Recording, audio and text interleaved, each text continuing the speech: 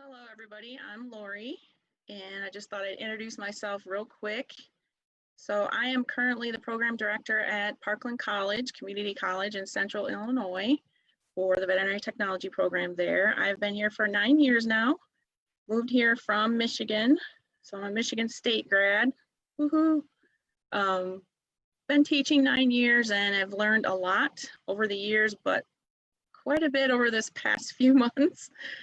So I thought we would just reflect on that. And my co-host is Jamie. Hi, guys. So we wanted to think back over this past semester where we had COVID interrupt everything and just kind of reflect, as we often ask our students to do.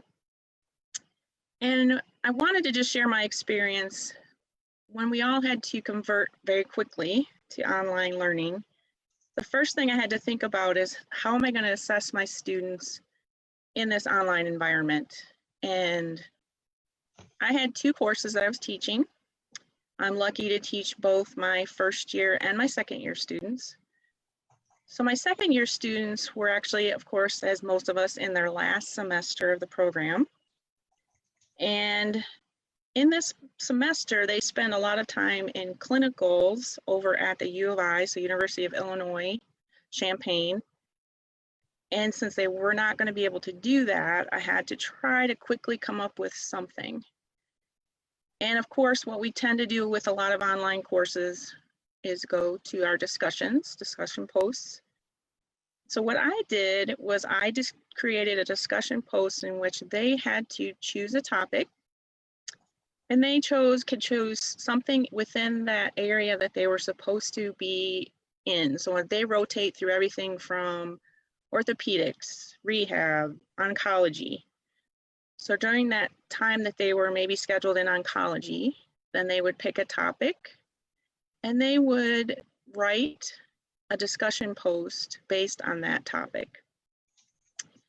So now this becomes a reflection-focused assessment.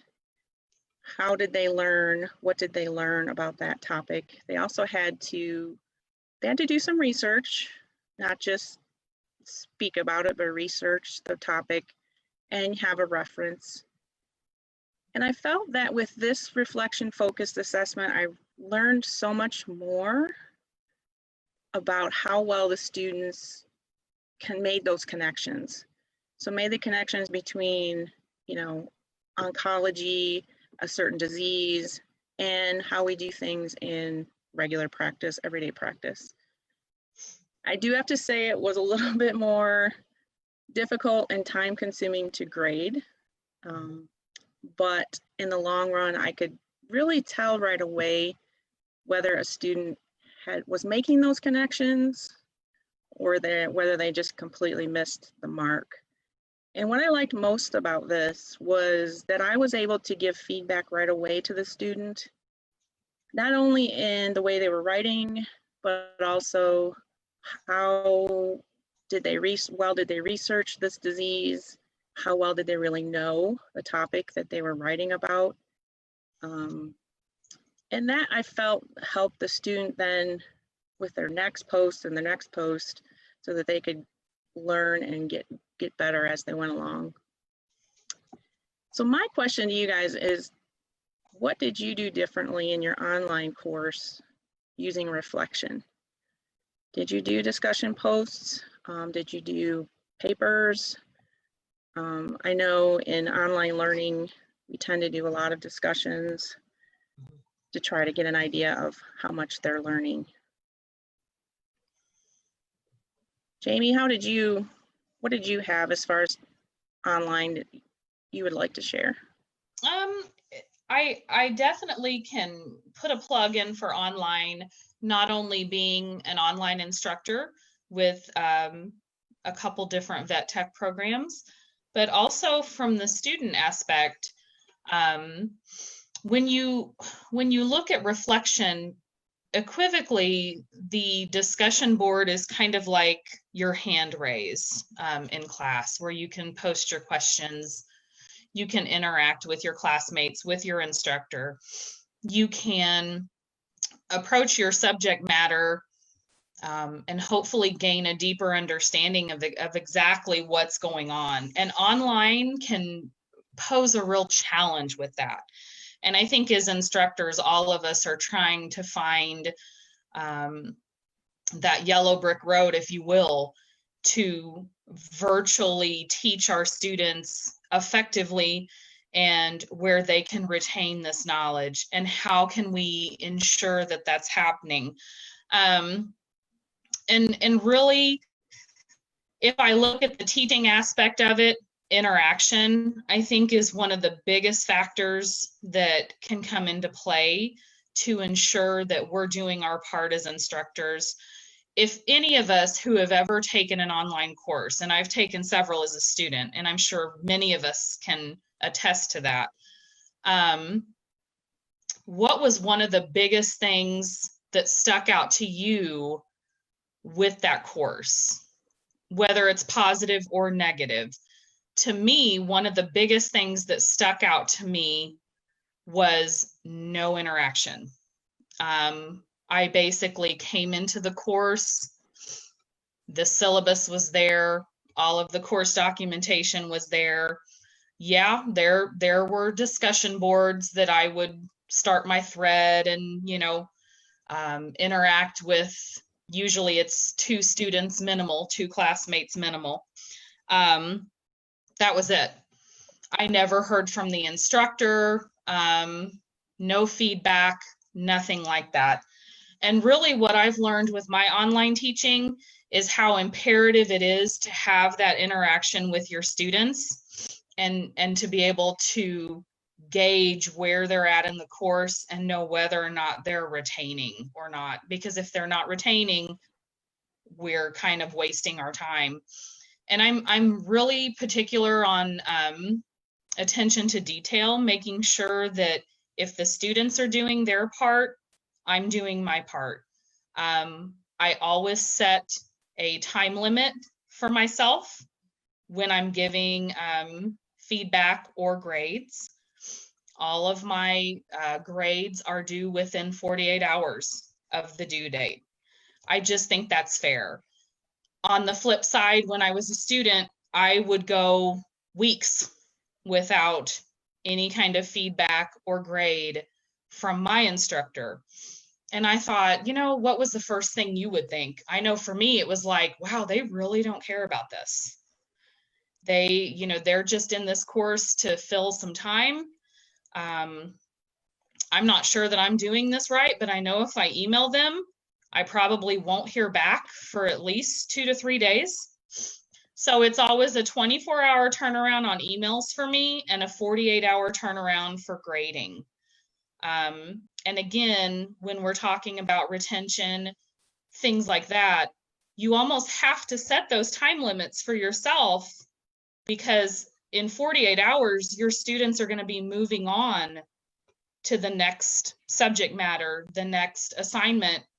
You're going to have to go backward almost to get them caught back up to where they need to be. I don't know, what are your thoughts, Laurie? I know you've taken some online courses too. How did you feel about those? Yes, just like Jamie, I completed my master's a year ago. So Jamie just completed hers this year. Congratulations, Jamie. Thank you. And it was completely online. And yes, a lot of writing, a lot of discussion posts, and I had courses where the instructor didn't give much feedback at all. And then I had courses where the instructors were awesome. I had one instructor that he would reply to every single post. Yes. And that just made me realize that he was in the course, he was spending the time, he was giving us feedback, he was helping to facilitate those conversations.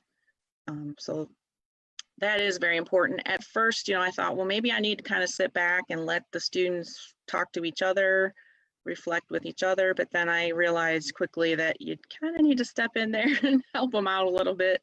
You do. Give them some feedback. So yes, we have to, if we're online, teaching online, we definitely have to have a teaching presence. That's really important. So Jean has given us a comment. So she did case studies to try to attempt to see if students could make the connections. She assigned cases that she made up and asked for diagnosis, treatment plans, etc. That's pretty ambitious. I don't know how you would come up with all those cases. That's what we would do when they were actually going to clinicals. They would talk about cases. So I didn't think that I could do that on my own, make up a bunch of I guess I could now that I have all the ones the students did before. But yeah, I didn't think about making up cases because I didn't know if I would have time to do that, but that is a really good idea. So that was my second year. I'll just tell you a little bit about my first year students. So I was really worried that my students, they do their practicum or externships over the summer. And I was really worried they wouldn't be able to go this summer. I know every state is different. Every college is different. We are very lucky in the state of Illinois to be in what is called phase 4 right now. And I think we had a delayed start. So normally our students would get to start around May 15th and we delayed that to June 15th. I think that also helped all the hospitals kind of get into their routine and know how they were handling things and whether they would feel comfortable bringing a student in. So I'm very lucky that all of my students did find a site and they are at their summer externships right now. And so part of the reflection we have them do, and I know a lot of you do this also, especially when they're out on their clinical sites, is they have to do a journal. So they have to journal their experience. That's really the only way that we can tell what they're learning and what they're getting to do. So it's just, again, a reflection paper. We do it every like 40 to 80 hours. So their first paper is a 40-hour paper. So what did you do your first 40 hours? And they start out telling you every little thing they did all day long. We tell them they can't do that, just do that for every paper. But then we ask them to, like Jean said, talk about cases. So choose at least 2 cases.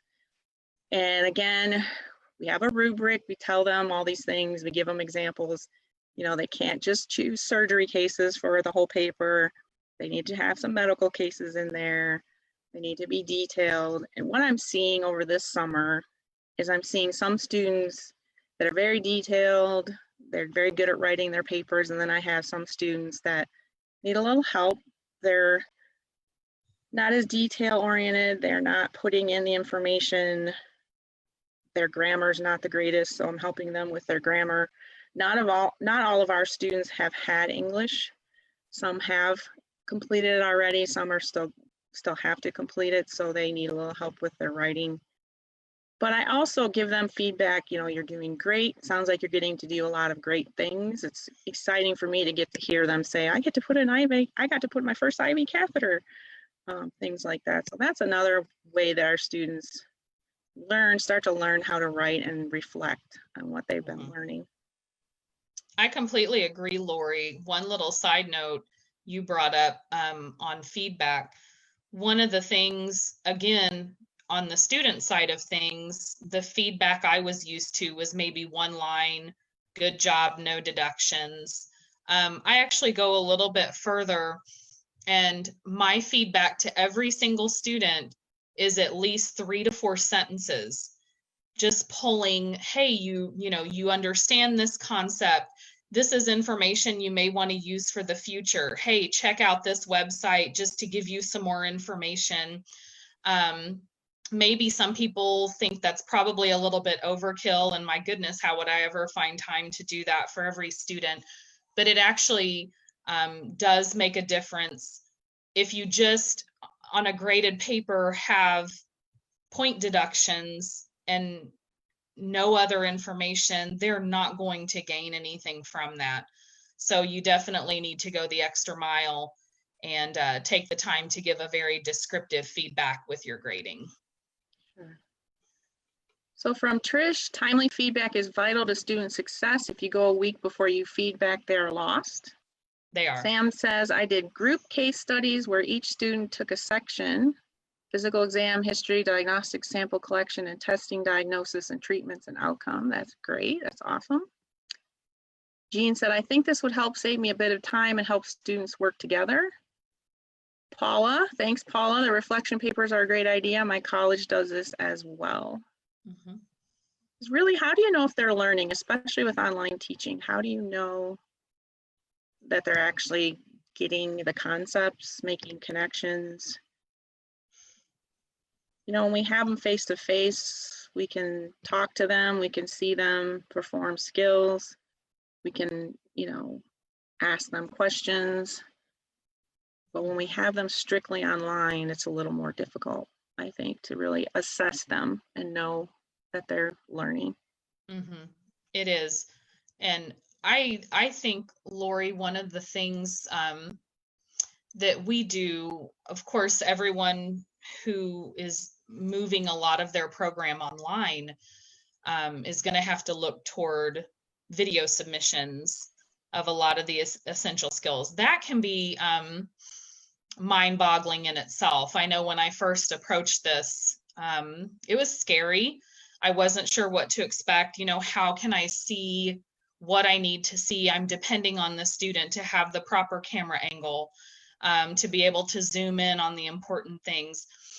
And that's where in my courses, I make an initial introductory Zoom with all of them, even if it's just a recording, so that I can outline my expectations. They know well ahead of time what's expected of them, what I need to see. And we actually go through each essential skill for that course, and they have the rubric in front of them, so they know what we need to see, what we're going to be grading them on. And 9 times out of 10, that seems to work. But I also have to, you know, warn them ahead of time, this is very time consuming. They have to put in a lot of effort to make these videos work. And as we all know, there's some students who are cut out for online coursework, and there's others who are not. So that's really where you're going to find some of the struggling students.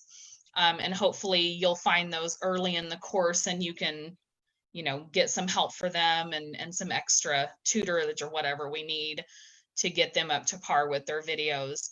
And I was going to say, grading these videos, just FYI, if you haven't done that yet, that is extremely time consuming. And it will take a lot of time management on the instructor's part to get those done. So, but we seem to do okay with it if we set clear expectations. Yes, I noticed. So I went through the same thing. I had to now then create all these videos, and now I'm going to have to do it again for the fall. And I noticed the same thing. I noticed there are students that did every step by step, just like I did it in the video. And then there are other students that just kind of did whatever, which is really strange. But yeah. My favorites were the students that just kind of set their cell phone up and their cell phone was clear across the room, and they're placing an IV catheter. And I'm like, nope, that's not going to work. You're going to have someone help you so I can actually see what you're doing. So, yeah. Well, then we did a lot of things at home because our students, you know, they weren't in a clinic. So they were doing some things with stuffed animals that we practice. And I'm not saying we sign off on these skills, but things they were practicing on a stuffed animal. What cracked me up were some of the parents that were either restraining or they were doing the video and they had their little commentary in the background. Is that right? Okay, are you done? You know, it's just kind of funny watching some of these videos. But, it's going to be interesting this fall, that's for sure. And Paula, you make a really good point. I saw your note about ensuring your college has the bandwidth. Yes, ma'am. That was also a problem that I had just this last spring. So we had the students actually email me their videos. Big mistake. And the problem why that was such a big mistake is because then I had to download each of those videos onto like a OneDrive. it was a nightmare. It was a Yeah. nightmare and took hours to get all of that done because that all has to be documented, as you all know. And we have to keep copies of those. And if they're not already within like Blackboard or Canvas platform and they just sent them to you via email, wow, that was a complete nightmare, and I'll never do that again. Yeah, that it's tricky because some of our school, those emails won't even go through if the file's too large. Yeah. And even our Dropbox, we use D2L, or it's called Cobra, but even our Dropbox sometimes won't take them because they're too large. So we used a platform called TextMyth Relay. Now it's called Nomia, where they have this app and then they can do the video on their phone and then upload it to the Dropbox. So that seemed to work really well. So let's see, does your campus limit the number of students in the class because of this time commitment? That's a yes for me. For the labs and videos. Oh, okay. So how many students would you normally have, Jamie? We have, I usually teach about 2 sections and it's 8 students. Now the lecture's different, of course, because there's, not the hands-on aspect of it that has to be videoed, but the lab portion or the mentorship portion, 8 students per section. Okay. We unfortunately, when we switched over so quickly, we didn't do anything different with our sections. So I still had 26 students submitting videos and yeah. Oh, bless you. and grading them. So yeah, we limit. So if we're on campus, yes, we limit the students in a lab, but I have several sections. So yeah. So you had 16. You just 16. Had 2 sections. Yep. So not too bad. It was definitely doable. But it was a radiology course and there's quite a few skills. I couldn't imagine if that was a nursing course.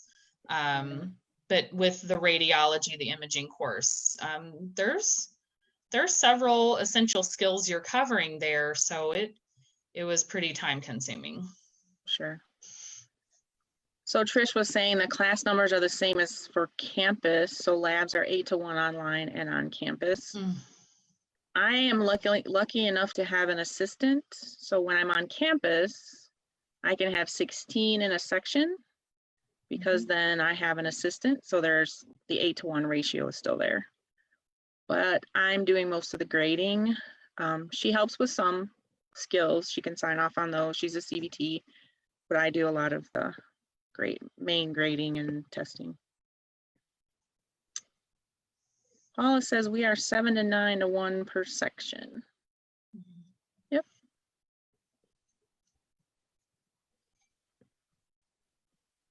So is anyone doing reflection focused assessment? Don't know how many people we have joining us.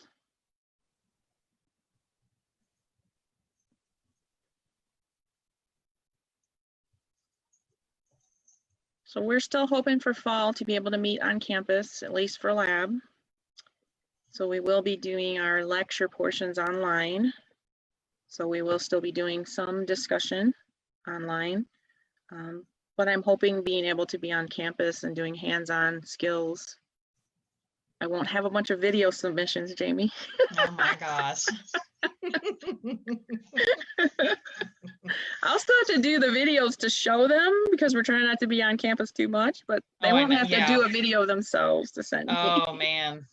Oh my. Wow. Yeah, I don't know. I think, like when you're looking at retention, and it can be so hard to gauge retention. And I know the first thought that comes to mind with a lot of us is, exams, grading, homework, as a gauge. And I think more or less, what else could we have? But again, everyone learns so differently nowadays, and it's really hard to say. I would hope, and I always leave that outlet, and I always remind students all the time, if you're struggling, if there's something you don't understand, because we can always do discussion boards. We can always put the information in their hands, but we have to make sure that our attrition doesn't get out of control. We never want that to happen. So I watch for struggling students. I see who isn't turning in assignments. I always reach out, always, to make sure that, hey, are you doing okay? Or are we struggling? Do you understand the concepts here? What can I do to help you? So, and they always have that opportunity to contact me anytime. What's interesting as the program director is I often reach out to students, not only that are struggling in my course, but are struggling in other courses. But I have so few that actually come and meet with me during my office hours. I'm hoping maybe, since we're not going to be able to meet face to face, maybe I'll have more that will meet with me virtually. So I'm hoping to check in a little more often, because I agree we have new students coming in, and I have a feeling that a lot of them are probably pretty nervous about doing most of this work online. So definitely be trying to check in a little more often. Yeah. So a question was, do your students do any reflection assignments while on their clinical rotations at U of I? So what we did last fall, and we're going to try that again this fall, is yes, they have to do a case study. So it's similar to what I was talking about with the discussions, except that it's an actual case that they were able to be involved in. So they see a case, GDV or something, and they can then write a little more about it and go into the disease and, what causes it, what type of, dogs get it. And so, yes, it's similar. It's not maybe as much, I don't know if you consider it as much reflection as a case study, but it's similar. I do reflection in my VTNE review course. They take practice exams and they aren't graded on the score they get, but on their reflection paper after each test. Wow, that's awesome. I asked them to write about strong areas, weak areas, and what they plan to do to improve. It would be great to get a better outline for them to follow. Oh, that's awesome. We used to do that a lot. I'm trying to remember which text that we used, but it was one of the review texts. Probably Mosby's. Probably, yeah. And we would actually go through the disc and we would set a time, it was an actual course, and go through the questions and just see how strongly their test results were when they took some of the practice exams and things like that. And that can really give a lot of insight too into what they're retaining and where their weak areas are. It really can. Jean says, for office hours, I have another instructor that used Zoom during typically office hours and then enabled the waiting room. So students are more likely to use office hours. Great. I'm going to try that. We'll see if it works. Good idea. All right, Jess, anything else?